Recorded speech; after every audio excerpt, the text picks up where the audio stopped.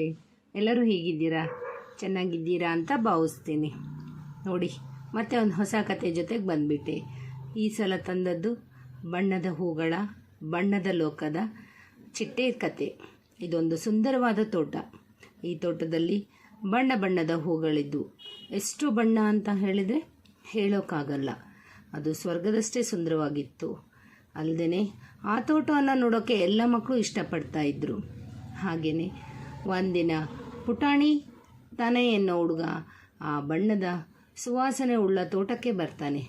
ಆ ಬಣ್ಣದ ಹೂಗಳನ್ನು ನೋಡ್ತಾ ನಿಂತ್ಕೊಂಡು ಬಿಡ್ತಾನೆ. ಒಂದು ಹೂವಿಗೂ ಮತ್ತೊಂದು ಹೂವಿಗೂ ಹೆಸರನ್ನು ಹೇಳ್ತಾ ಹೋಗ್ತಾನೆ. ಕೆಲವೊಂದು ಹೂವಿನ ಹೆಸರನ್ನು ಹೇಳಕ್ಕೆ ಬರ್ತದೆ, ಕೆಲವೊಂದು ಹೂವಿನ ಹೆಸರನ್ನು ಹೇಳೋದಕ್ಕೆ ಬರೋದೇ ಇಲ್ಲ. ಯೋಚನೆ ಮಾಡ್ತಾ ಮತ್ತೆ ಯೋಚಿಸ್ತಾನೆ.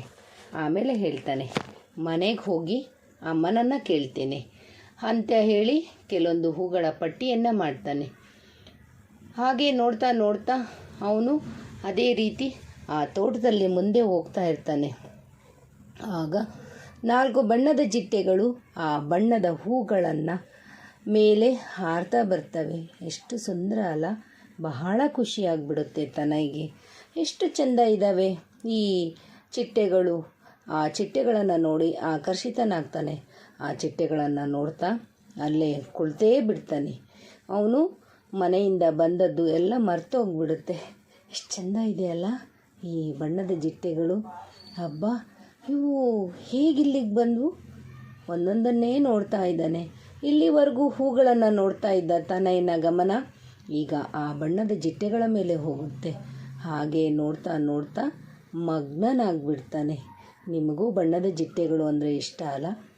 ಆಮೇಲೆ ಆ ಬಣ್ಣದ ಚಿಟ್ಟೆಯನ್ನು ತನೈ ಹಿಡಿಯೋಕೆ ಹೋಗ್ತಾನೆ. ಹಾಗೆ ಹಿಡಿಯೋಕೆ ಹೋದಾಗ ಒಂದು ಚಿಟ್ಟೆ ಕೈಗೆ ಸಿಕ್ಕೇ ಬಿಡ್ತು.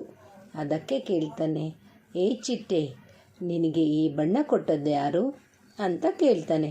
ಅದಕ್ಕೆ ಚಿಟ್ಟೆ ಹೇಳುತ್ತೆ, ನಮ್ಮ ವಂಶಜರು. ಅಲ್ಲದೆ ನಮಗೆ ದೇವರು ಈ ರೀತಿ ಬಣ್ಣವನ್ನು ಕೊಟ್ಟಿದ್ದಾರೆ. ಎಷ್ಟು ಚೆಂದ ನಾವು ಹೂವಿಂದ ಹೂವಿಗೆ ಹಾರ್ತೇವೆ, ಎಲ್ಲ ಕಡೆಗೆ ಹೋಗ್ತೇವೆ, ಎಲ್ಲದ್ರ ಮೇಲೆ ಕುತ್ಕೊತೇವೆ ಅಂತ. ಇದನ್ನು ನೋಡಿ ತನಗೆ ಖುಷಿಯಾಯಿತು. ಹೇ, ಹೀಗೆ ಬಣ್ಣ ಎಲ್ಲ ನನಗೆ ಕೊಡ್ತೀಯಾ ನಿಂದು ಬಣ್ಣ ಅಂತ ಕೇಳ್ದ. ಹಂಗಂತ ಹೇಳಿ ಒಂದು ಬಣ್ಣ ಚಿಟ್ಟೆನ ಕೈ ಮೇಲೆ ಕೂರಿಸ್ಕೊತಾನೆ. ನೋಡಿದ್ರೆ ಸ್ವಲ್ಪ ಹೊತ್ತರಲ್ಲೇ ಆ ಬಣ್ಣ ತನ್ನ ಕೈಗೆ ಹತ್ತೇ ಬಿಡ್ತು. ಹೇ, ನೋಡಿಲ್ಲಿ, ನಿನಗೆ ಯಾರೋ ಬಣ್ಣ ಕೊಟ್ಟಿದ್ರಲ್ಲ, ಈಗ ನೋಡು, ನೀನು ನನಗೆ ಬಣ್ಣ ಕೊಟ್ಟೆ ಅಂತ ಹೇಳ್ದ. ಹೀಗೆ ಬಣ್ಣ ಯಾವಾಗ ಕೈಗೆ ಹತ್ತಿತೋ ತನೈ ಆ ಬಣ್ಣದ ಚಿಟ್ಟೆಯ ಲೋಕದಲ್ಲಿ ಹಾರೋಕೆ ಹಾಗೆ ನಡ್ಕೊತ ಮುಂದೆ ಹೋಗ್ತಾ ಇದ್ದಾನೆ. ಹೋದಲ್ಲೆಲ್ಲ ಬರೀ ಬಣ್ಣದ ಚಿಟ್ಟೆಗಳೇ ಇದೆ. ಇಲ್ಲಿವರೆಗೂ ಕಂಡದ್ದು ಅವನಿಗೆ ಹೂಗಳು, ಆದರೆ ಈಗ ಕಾಣಿಸ್ತಾ ಇರೋದು ಬರೀ ಬಣ್ಣದ ಚಿಟ್ಟೆಗಳು. ಬಹಳ ಖುಷಿಯಾಯಿತು. ಒಂದೊಂದೇ ನೋಡ್ತಾ ಆ ಬಣ್ಣದ ಲೋಕದಲ್ಲಿ ಹೋಗ್ತಾ ಇದ್ದಾನೆ. ಹೇಗೆ ಸಾಗ್ತಾ ಇದ್ದಾನೋ ತನೇ ನಿಧಾನವಾಗಿ ಚಿಟ್ಟೆಯಾಗಿ ಮಾರ್ಪಾಡಾಗೋಕ್ಕೆ ಶುರುವಾದ. ಅವನ ಕೈ ಮತ್ತು ಅವನಿಗೆ ಹಿಂದೆ 2 ರೆಕ್ಕೆ ಬಂತು. ಅದು ಕೂಡ ತುಂಬ ಚೆನ್ನಾಗಿತ್ತು. ಅವನ ಸುತ್ತೂರ ಪುಟಾಣಿ ಚಿಟ್ಟೆಗಳು ಹಾರ್ತಾ ಇತ್ತು. ನೋಡ್ತಿದ್ದಂಗೆ ತಾನೇ ಚಿಟ್ಟೆಯಾಗಿ ಮಾರ್ಪಾಡಾದ. ಅವನು ಇದ್ರಿಗಿನ ಮೊದಲು ಒಂದು ಚಿಟ್ಟೆನ ಕೈನಲ್ಲಿ ಹಿಡಿದಿದ್ದ. ಹೇಗೆ ಮಾರ್ಪಾಡಾದ? ಆ ಚಿಟ್ಟೆ ಬಣ್ಣ ಅವನಿಗೆ ಕೊಡ್ತು. ಅದಾಗಿ ಸ್ವಲ್ಪತ್ತಿಗೆ ತಾನೇ ಸಂಪೂರ್ಣವಾಗಿ ಚಿಟ್ಟೆಯಾಗಿ ಮಾರ್ಪಾಡಾದ. ಈಗ ಯೋಚನೆ ಮಾಡ್ತಾ ಇದ್ದಾನೆ, ನಾನು ಹೇಗೆ ಚಿಟ್ಟೆ ಆದೆ? ಓಹೋ, ನಾನು ಈ ಚಿಟ್ಟೆಯ ಲೋಕಕ್ಕೆ ನಡ್ಕೊಂಡು ಬಂದದ್ದಲ್ಲ. ಆಮೇಲೆ ಸುತ್ತೂರ ನೋಡ್ತಾನೆ. ಎಲ್ಲಿ ನೋಡಿದರೆ ಅಲ್ಲಿ ಪುಟಾಣಿ ಚಿಟ್ಟೆಗಳು, ಹಾಗೆ ಬಣ್ಣದ ಹೂಗಳು. ತನಗೆ ಖುಷಿನೋ ಖುಷಿ. ಇಲ್ಲಿವರೆಗೂ ನಡೀತಾ ಇದ್ದ ಮಕ್ಕಳೇ ಈಗ ಏನು ಮಾಡ್ತಿದ್ದಾನೆ? ತನೈ ಹಾರ್ತಾ ಇದ್ದಾನೆ. ನೋಡಿ, ಎಲ್ಲ ಹೂವಿಂದ ಹೂವಿಗೆ ಹಾರ್ತಾ ಇದ್ದಾನೆ.